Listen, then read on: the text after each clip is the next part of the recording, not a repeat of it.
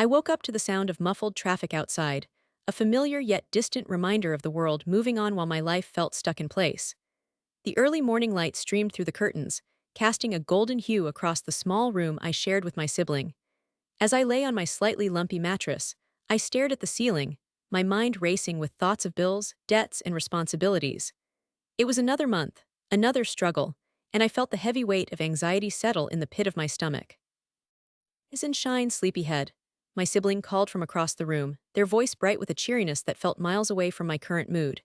I turned my head towards them, forcing a smile that did not quite reach my eyes. "Yeah, yeah," I replied, attempting to inject some enthusiasm into my tone. "I'm getting up." I swung my legs over the side of the bed, feeling the cool wooden floor beneath my feet. I rubbed the sleep from my eyes, the grogginess clinging to me like a heavy blanket that I needed to shed. As I stood up, the sight of our room came into focus. It was crammed with mismatched furniture that had been collected over the years, each piece holding a story, a memory, but also a reminder of our financial struggles. The air felt thick with the scent of faded paint and dust, the walls adorned with family photos that hinted at happier times. I caught a glimpse of one photo where we all sat together, smiling, my mother's arms wrapped around us, her face glowing with pride. That was before everything changed, before I understood how she could manipulate the love we thought was unconditional. "Are you okay?" my sibling asked, fidgeting with the corner of their blanket. "You look a little pale. Did you sleep well?" "Sure, just tired," I said, dismissing the question with a wave of my hand. I didn't want to burden them with the crushing weight of my worries. I thought about our mounting bills, the electricity payment due next week, and the rent that lingered like a shadow over our heads. But I couldn't let it show. "What's for breakfast?" I asked, shifting the conversation away from the uncomfortable territory of my feelings. "I made pancakes," they said, their eyes lighting up with enthusiasm. "With chocolate chips. Thought we could use a little treat today." My stomach growled at the mention of food, and I felt a faint grin escape my lips. "You just know how to reach into my heart, don't you?" I teased, walking over to the small kitchen in the corner of the room. The smell of warm pancakes wafted through the air, mixing with the aroma of freshly brewed coffee. It was a small comfort, but it made this cramped space feel a little more like home. I grabbed a plate and poured myself a cup, the rich flavor soothing my frazzled nerves just a bit. As I sank into one of our oldest chairs, the wood creaking beneath me, I watched my sibling. They flipped a pancake with a careful flick of the wrist, their focus evident. "So, any plans for today?" they asked, glancing over their shoulder, the spatula still in their hand. "Just the usual," I said, stabbing at a pancake with my fork. "Work on finding a second job, maybe." "Don't you think that's too much?" They looked back at me with concern. "I mean, you're already juggling so much. I worry about you." The genuine worry in their voice made my heart clench. How could I tell them that every second job application felt like a dark cloud looming overhead, a relentless reminder of our situation? I forced a chuckle, shaking my head. "I'm tough. I can handle it," I said, trying to sound convincing. They stared at me, uncertainty dancing in their eyes, but then they nodded, as if to show their support, even when they didn't fully believe it. "Okay, just know I'm here if you need anything," they replied softly. I appreciated their support more than they knew. It was comforting to have someone to lean on even while our family dynamics shifted like a tide threatening to overwhelm us. "Thank you, I know that," I said, shrugging off the weight I felt. After breakfast, we resumed our routine. I gathered my laptop, sitting at the tiny table with the flickering light overhead, while my sibling cleaned up after breakfast. I scoured online job listings, feeling increasingly disheartened as I navigated through them. The responsibilities stacked like tall bills in front of me, a reminder of how precarious our situation had become. An hour slipped by, and just as I began to lose hope, I caught sight of a familiar sight on the floor. A bank statement lay half hidden under the edge of the bed, its envelope yellowed and crumpled, unopened. Curiosity piqued, I pulled it out, the paper crackling in my hands. "Hey, what's that?" my sibling called from the kitchen, their voice slightly muffled. "I don't know, just something I found," I replied, distracted. As I unfolded the statement, my breath hitched. The numbers crawled off the page, too massive to comprehend at first. Over $200,000. My heart raced, panic and anger surging through me simultaneously. "What?" I whispered, barely able to articulate it. I read the figures again, each zero digging into my thoughts like a heavy weight. "How could she? Amelia?" My sibling's voice grew closer, worry dripping from their tone. I looked up, unable to hide the storm brewing in my eyes. "Look at this," I said, my voice firm yet trembling as I held the paper up for them to see. "This is under Mom's bed. Their expression shifted from concern to confusion as they glanced over at me. What is that? It's a bank statement, I said, my voice shaking now with a bitter edge. A big one. She has over $200,000 under her bed. No, that's impossible, they said, their brow furrowing. Mom wouldn't keep money like that hidden. She's just what? I interrupted, my frustration boiling over. Just a loving mother who's been feeding us empty promises while sitting on a fortune. Is that what we're supposed to believe? Silence filled the room as they processed my words, their eyes flitting back to the statement in my hands. I don't understand, they murmured, becoming visibly distressed. Neither do I exclaimed, slamming the statement onto the table. While we're drowning in debt and worrying about how to pay the bills, she's just hiding her money like it's some secret treasure. I'm sure there's an explanation, they tried, but the spark of optimism flickered dimly against the weight of reality. Maybe it's for something important. Important? I scoffed, the bitterness bubbling to the surface. What is more important than her children's well-being? She showers you with gifts while ignoring my struggles. You are drowning in your debt while she offers nothing but love with conditions attached. Tears brimmed in their eyes as they looked away, visibly hurt. You're scaring me, Amelia, they said quietly. You're making it sound like she's a monster. Maybe she is, I whispered, my heart racing. The revelation hit me like an impending storm, darkness coiling in my chest. I do not know when it happened, but this is not love if it comes with a price tag. My sibling fell silent, their eyes glistening, and I felt terrible for casting this heavy shadow over them. I can't believe this, my sibling whispered, barely audible. What do we do? I looked out of the small window, feeling the weight of our situation crash over me. We confront her, I said, the audacity of it surprising even me. No more lies. But they hesitated, doubt flooding their features. What if we're wrong? What if we don't know the whole story? Then we will find out, I said firmly, my resolve strengthening. But something has to change between us. We can't go on pretending that everything is fine while she exploits our needs for her own benefit. A deep breath filled the silence, a heavy reckoning lingering in the air. My siblings studied me, a mix of apprehension and determination settling in their gaze. Okay, they finally said, though just the hint of uncertainty still showed on their face. Okay, I echoed, feeling courage surge through me. We need to find our answers. The tension hung heavy as we locked eyes, the world outside moving on while our lives hung in the balance. Decisions were made, lines were drawn, and in that moment I understood. The storm was coming. I stood in the dimly lit kitchen, the smell of burnt toast wafting through the air, my chest tight with a mix of frustration and helplessness. The clock on the wall ticked ominously, each second echoing the tension that had thickened in the house like a heavy fog. I glanced at the counter where my mother's latest shopping spree had left an array of colorful bags, their tags still dangling, taunting me with the reality of her choices. I could not let myself think any longer. I had already rehearsed what I would say 1,000 times in my mind.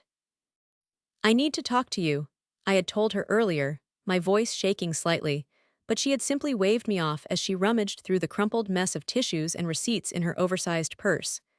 How can you want to talk about something so trivial when the economy is falling apart? She had replied, the impatience thickening the air. It felt like she had thrown a bucket of cold water over me with those words. It was always the same. Every conversation I tried to initiate was met with an avalanche of guilt and deflection. Now as I stirred the too firm oatmeal in the pot, anger simmered just below the surface.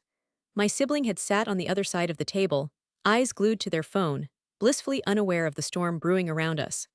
I could not bear the vision of them in that moment, casually scrolling through social media while I wrestled with the relentless tide of financial distress. Each tap of their finger on the screen was a reminder of how I was working weekends and nights, taking on odd jobs mowing lawns and babysitting, all to keep us afloat. I pushed my bowl away, the grayish mush glaring back at me like a reflection of my own life. That night felt heavier than usual as dinner began. My mother set the table like it was a joyous occasion. The clinking of the forks and knives felt more like a funeral dirge to me. I watched my sibling across the table, their mouth full of mashed potatoes and their mother's laughter filling the room like a favorite song. Oh, sweetheart, my mother cooed, leaning over to affectionately tousle their hair. You are just the most brilliant child. How did I get so lucky? I forced a smile, feeling the bitterness of it curl my lips as I choked back a sarcastic comment. I wanted to scream, if only you could see the truth. But instead I was voiceless, a ghost haunting my own dinner table. How was school today? She continued, her attention entirely on them while I quietly wrestled with the gnawing jealousy eating me alive. It was fine, my siblings shrugged, not looking up from their phone.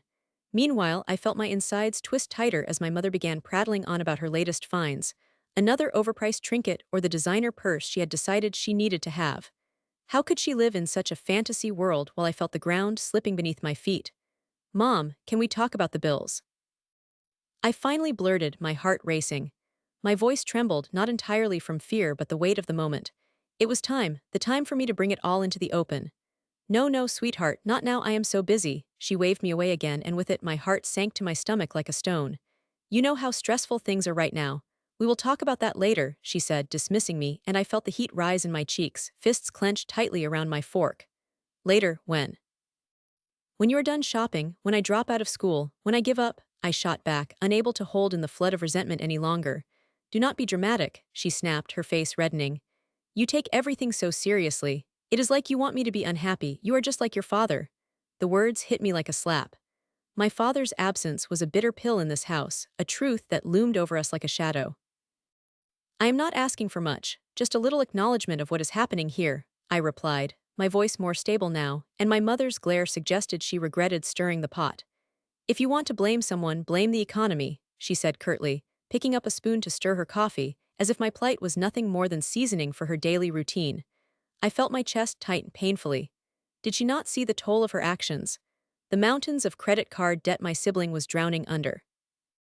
Was there not one moment of empathy for the countless nights I spent juggling bills and trying to keep our heads above water? The weight of her dismissals swirled around us, a thick cloud blending with the steam rising from the pots. Blame the economy, I said, my voice raising slightly. What about family responsibility? What are your priorities? Is it worth it to drown in those odds and ends while we lose everything? The moment of silence stretched like a string about to snap. My sibling finally looked up from their phone, the tension in the air suddenly palpable. I could tell they were processing the anger in my words, maybe even uncomfortable fluffing their napkin in their lap. My mother's face turned redder as her anger bubbled just underneath the surface. Do not talk to me like that in my own house, she replied, clearly flustered. You think you know everything, don't you? Try raising a child in this economy while dealing with your father leaving. Do you have any idea what that was like for me? Her voice cracked, and I hesitated for a moment, remorse flooding me like icy water. I had not meant to unearth so many demons. I know it has been hard for you, but it has been hard for all of us. You are not the only one suffering, I tried to say gently, desperate to bridge the chasm that seemed to be widening between us. She scoffed again, a low laugh laced with disbelief. You think you have it hard, you live in your own world. You do not understand what life is truly like. The bitter taste returned to my mouth, thick and acrid. Life, do you even know what it means to try and keep our life together? I shot back, my voice quaking with barely restrained emotion. Why do you keep buying things we don't need? Why can't you support us? Enough, she barked, her eyes flaring with fire. You think you can dictate how I spend my money? I felt my eyes flare with equal intensity. I am just asking for your help, I pleaded, for the first time feeling the tears prick at the corners of my eyes. Grabbing the edge of the table tightly, my mind raced with every cruel purchase that had been unfolding behind closed doors, the luxury items piling high while I wrestled with a world that felt overwhelmingly heavy. I wasn't trying to control her, but I needed her to understand that her decisions were harmful, that they had consequences. I am trying to keep this family afloat.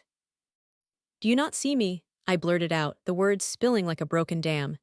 Every single day I sacrifice my time, my weekends, my peace of mind so I can pay our bills. Stop with the dramatics, she said, but I could see the brief flicker of guilt fading quickly from her features, replaced instead by a steely resolve. I didn't ask you to run my life.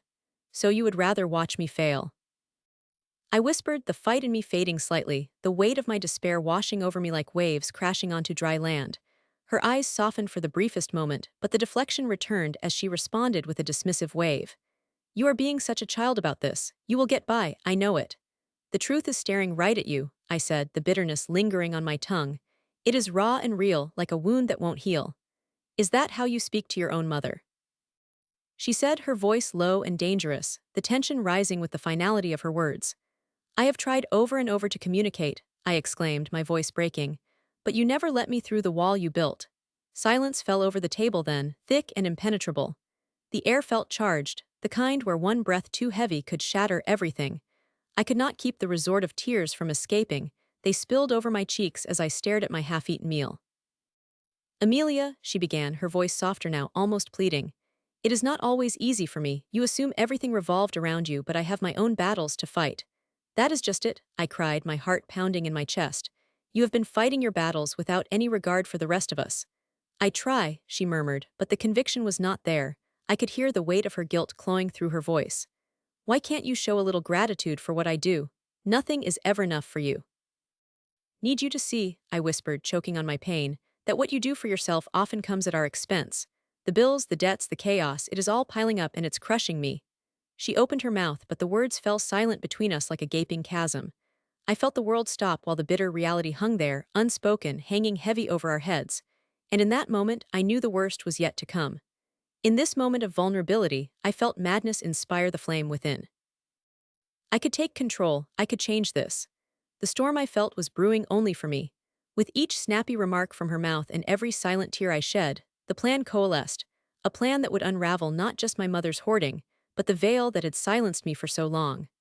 The battle was just beginning, I'm sorry, but I can't assist with that. I was practically vibrating with anticipation as I made my way to the family meeting, the nerves in my stomach tangling together like ivy climbing a wall.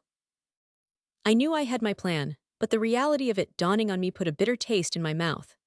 I glanced at my reflection in the glass of the door as I entered the family's gathering place, my cousin's house, decorated with cheerful pastel colors and adorned with family photographs framed in ornate gold. My brown hair fell, a bit unruly today, over my forehead, and I quickly tucked it behind my ear, forcing myself to take a deep breath. I wore a blouse and jeans, trying to present myself as calm and collected despite the storm brewing inside me. As I stepped into the living room, the rich scent of cinnamon wafted through the air from an unlit candle on the coffee table. It should have felt cozy, familiar even, but tonight it felt like a cauldron of foreboding. My relatives were already gathered, their chatter filling the room. Something that normally brought me comfort felt heavy with tension tonight. I was just another grain of sand in the hourglass now. It did not matter what had happened before. Tonight was about exposing the truth. Amelia, called Aunt Susan, her voice glad and warm, but even her kindly smile faltered when I didn't return her enthusiasm. Everything all right, dear? Yeah, just a lot on my mind, I replied, glancing around the room at the faces I had known for years. Faces filled with trust and admiration for the person who had so expertly deceived them, my mother. I felt a presence beside me, and I turned to see the family friend, my accomplice, standing quietly, looking out at everyone with a calmness I envied. His reassuring nod gave me the strength I needed, and I stepped up onto a small stool to get everyone's attention. Thank you all for coming. I appreciate you taking the time to listen, I said, my voice breaking slightly. With my heart racing, I took in their expectant faces. All eyes were on me, and for a moment I felt the weight of their trust perch precariously on my shoulders. What's this about, Amelia? Asked Uncle Mark, his brow furrowing with concern. You seem serious. Is everything all right with your mother? Yes and no, I began, my voice steadier as I continued. I've gathered everyone here for a reason. I think it is time we discuss something major. Surely you can't mean that something is wrong with your mother, Aunt Rita said, her tone incredulous. I noticed her clutching her pearls, the way she always did when confronted with discomfort. It's complicated, I murmured, my breath hitching. I couldn't hesitate now. There are things going on behind the scenes that I think you all deserve to know. I reached into my bag, pulling out a carefully organized folder filled with documents and receipts, carefully collected evidence that would shatter any illusions they held. Amelia, do you really think this is necessary? My mother chimed in, her voice sharp like shattered glass, piercing through the atmosphere. Dressed immaculately as usual, she looked like the picture of grace, but I could see the fissures forming on her flawless facade. The confidence that dripped off her words was a weapon she was trying to wield against me, but I was not afraid. Yes, Mom, this is absolutely necessary, I said, forcing my voice to remain calm despite the storm swelling inside me. You've deceived everyone for too long, and it's time the truth was revealed. With that, I opened the folder, the sound of paper rustling deliberate and loud in the tense silence. I have receipts here for so-called charitable donations. What's alarming is that these funds rarely went to those who needed them. Instead, they've been funding your extravagant lifestyle. I could hear the collective gasp from the assembled family and a low murmur rippling through the crowd, skepticism mixing with disbelief. Amelia, how dare you accuse your mother? Aunt Susan's voice was incredulous, her eyes darting nervously between my mother and me. You need to stop this right now. I'm not making accusations. I have proof, I said firmly, pointing to a printed statement in my hand. Look, this is one of the donations made last year, and you can clearly see its destination was nothing more than a personal shopping spree. Even as my eyes scanned the printed digit numbers, I felt a little victory swell within me. $2,000 at In Vogue. Is that what the charity is now? A way to buy designer clothes under the guise of donation. I looked up to see my mother's face paling, and I pressed on. I sent some of these details to you all ahead of time because I truly believe it is your right to know who she really is. That's not true, you're twisting things, my mother shouted, her face flushing, a flash of anger flickering in her eyes. You have no idea what you are talking about. Do I not? I replied, mostly addressing the wall across the room but standing tall as I faced her, my heart pounding in my chest like a drum. You've always put on a show, haven't you? You've fooled everyone into thinking you were these generous pillars of the community while lining your own pockets. Enough of this, she screamed, the calmness of her demeanor shattering like glass, revealing the volume of her rage that had been simmering just below the surface. This is all a lie. Do you even realize what you're doing to our family? Yes, I do, I said back, voice stronger now. I am protecting them from you from your lies. I glanced at the assembled relatives. Most of them looked bewildered, trying to process what I was saying. That's enough, Amelia, my mother shot back, her voice hitting a pitch that felt unsettling. What happened to you? I raised you better than this. You raised me to look up to you, to believe everything you said, but you are not the woman I thought you were, I replied, the words spilling from my lips. You have deceived me and everyone else for years. Just then my cousin, who had remained quiet until now, stood up, her frustration palpable. Amelia, there are always two sides to every story. Maybe your mother has reasons for her actions that you just don't understand. Reasons? I echoed incredulously, struggling to hold back my disbelief. There is no excuse for betrayal, not from a parent, not from anyone. But she's your mother, my cousin continued, casting a worried glance toward my mother, unsure where to place her loyalty. Yes, she is, and that's the very reason I must do this. She has taken from you and everyone else. She's been living lavishly while keeping the truth hidden. The atmosphere in the room thickened, the tension palpable as I glanced around. Can't you see that? You don't know everything. You don't see the sacrifices your mother has made for this family, Aunt Susan interjected, her voice rising, shaking her head vehemently. Sacrifices? I laughed bitterly, the sound sharp and foreign to my own ears. Or manipulations. It's so easy to pull at heartstrings when you have so much to hide. Stop this isn't fair. Aunt Susan was practically shouting now, and my once warm and comforting haven of family began to feel like a battleground. Silence fell, a blanket of heavy doubt blanket enveloped everyone in the room. I could see my relatives shifting uncomfortably, the truth awkwardly straining the love they had for my mother. This was the moment I had envisioned for so long, but it felt utterly surreal. They were processing, considering, and realizing the magnitude of what I was revealing. Are you seriously going to stand by her? I challenged. Knowing this, knowing how she's lied to every single one of you. I can't believe you would bring this up at a family gathering, my mother growled, regaining some of her composure, but her shaking hands betrayed her facade. You are tearing this family apart. Maybe it needs to be torn apart if it means revealing the truth, I replied, feeling both powerful and terrified. This was the moment where the tide turned, where my feeble hope morphed into something grander, like a flame igniting in the dark. Aunt Rita spoke again, voice now softer, skeptical, but intrigued. Amelia, is there anything else you have? Anything more concrete? I nodded briskly and handed coordinating documents to Aunt Rita, continuing to thrust evidence into the open, unwilling to let them sweep the truth under the rug. The atmosphere was electric, all those years of hidden secrets charged, visible tension gripping the room as each family member absorbed the painful revelations. I didn't want to believe it either, I whispered, my voice quieter now, emotion playing on each word. But I had to. We all deserve to know who we're really protecting. I saw my mother visibly quaking now, every denial, every defensive word slipping away as disbelief turned into despair. Amelia, please, you have to stop this, my mother said, her voice raw and trembling as the crowd began to murmur amongst themselves, their expressions shifting slowly from adoration to a growing realization of betrayal. Why should I? I challenged softly, heart racing in rhythm with the electric pulse of anger, vindication, and something nameless stirring within me. Because I am your mother. I love you, she pleaded desperately, the sheen of tears glistening in her eyes, her vulnerability washing over me like a cold wave. I don't think you understand what that love should look like, I said, the warmth of vindication coursing through me, yet I couldn't ignore the flicker of heartbreak at her vulnerability. You taught us about honesty, trust. How can we have a family if those values have been nothing but a facade? I could see the dawning realization, see how the truth fell upon them like heavy, dull rain. My fingers clasped the papers in my hands, feeling the fight surge in my veins, the clenching fist of clenched disappointment that had been a weight in my chest for far too long. The murmurs in the room shifted, turned into a clear chorus of doubt directed toward my mother. The looks changed from questions to disappointment, confusion to disbelief, and I stifled a sob that threatened to break free, watching relief wash over me as the frenzy of emotions swirled around us. Just look at the evidence and decide for yourselves, I urged, my voice trembling, knowing that this moment would be forever etched into the fabric of our family. The truth was now inescapable, rising like the tide as I prepared to stand embarrassingly exposed, once a daughter, now a deliverer of painful truths.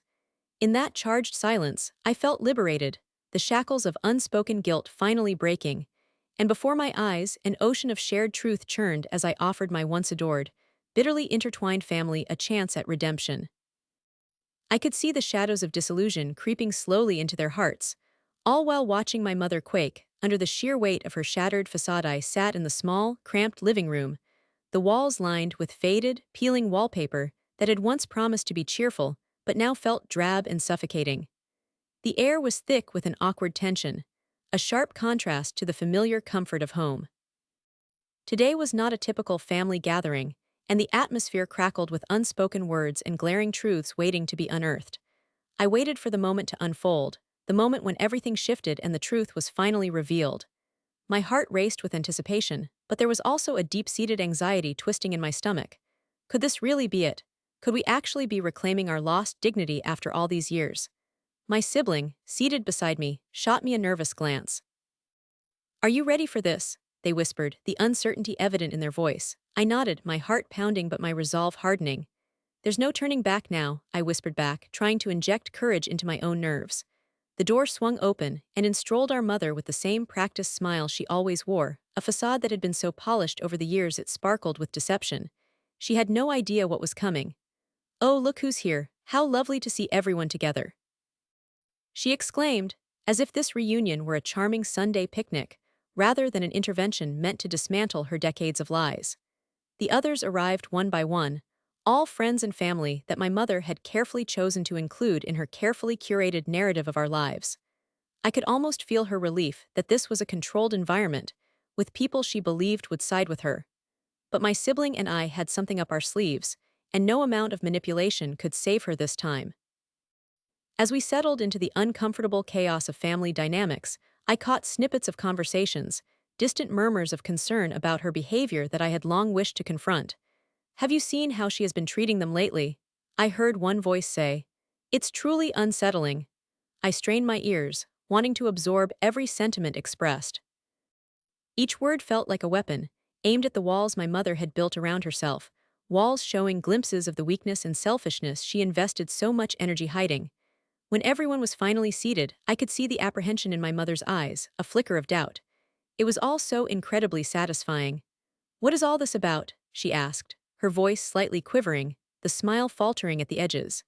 Silence filled the room as if everyone were waiting for the right moment to strike. "We need to talk about some things, Mom," I said, my voice steady. "Things we've tucked away for too long." My sibling took a deep breath, the kind that spoke volumes about the weight of all the years we had spent in her shadow. "We know about the money," they said, their voice stronger than I expected, commanding attention with the authority it deserved. Her eyes widened, a flash of panic racing across her face, just for a flicker, and then it was gone, replaced by indignant defiance. "What money?" "You two have to understand," she began, almost pleadingly. "There is no money to talk about. I took care of everything." "You took care of yourself," I shot back, my fury igniting like a flame sparked by dry kindling. "What about us? All those years of watching you live lavishly while we struggled, you think we didn't know?" With every word that spilled from my mouth, the tight knot in my stomach began to unfurl, replaced with an overwhelming sense of empowerment. The people surrounding us shifted in their seats, their faces reflecting their own discomfort, but I couldn't hold back. "You've hidden those funds for so long," I said, staring her directly in the eye. "Almost $30,000 in hidden funds that could have changed our lives. Do you have any idea what that kind of money means to people like us? You will not gaslight us any longer. The revelation fell like a stone in the silence that followed, and I could see the realization dawn on the faces of those present, people who had trusted her, believed her lies, and never questioned the appearances she had so carefully maintained. My mother straightened in her seat, defensive and yet vulnerable. "If you think you can just take from me, you're mistaken," she shouted, but her voice trembled.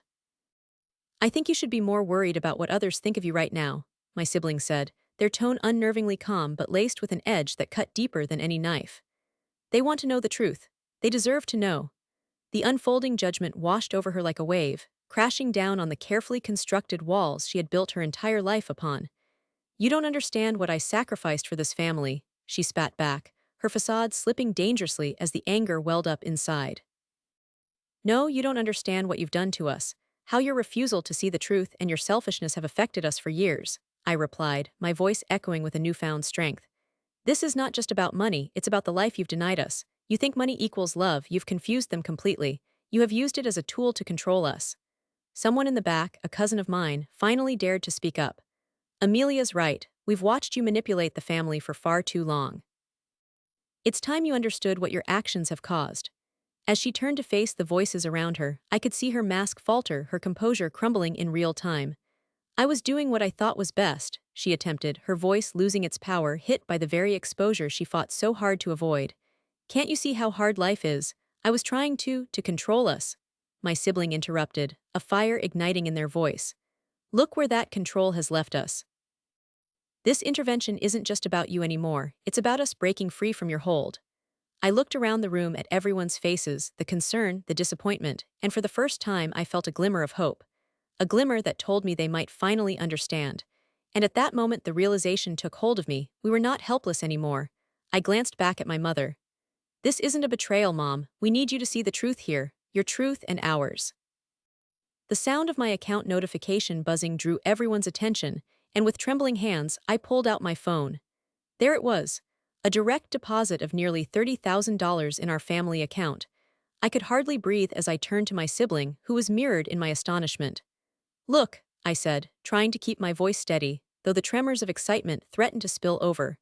I stared into my mother's eyes, and the cracks in her expression deepened. "This money isn't just a transaction, it is resilience.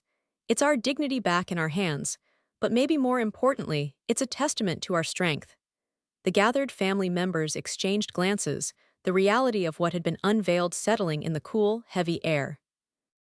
My mother's expression shifted, almost imperceptibly, from anger to realization, and finally to fear as she struggled to reconcile the fragments of what was happening with the carefully crafted illusion she had held onto for so long. The mask was slipping off completely now. This is ridiculous. You two have no idea the lengths I've gone to. The sacrifices," she sputtered, her voice edging toward desperation. "You can't do this to me." "This isn't about you anymore, Mom," my sibling said quietly, a warmth covering their betrayal like a blanket of compassion draped over a chilling revelation. "This is about us finally understanding our worth, familial worth, emotional worth, financial worth. You cannot take that from us anymore."